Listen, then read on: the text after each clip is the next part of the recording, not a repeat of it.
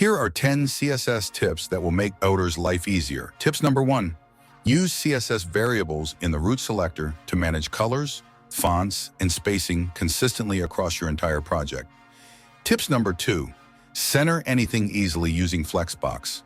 It works for both vertical and horizontal alignment, making layout design simple and clean. Tips number 3. Maintain consistent proportions on your elements by using the aspect ratio property. No more hacks or padding tricks needed. Tips number 4. For a cleaner user experience, remove the default number input arrows from input fields. Tips number 5. Make your text responsive with the clamp function. It adjusts the font size automatically based on the screen size. Tips number 6. Apply border box sizing to all elements.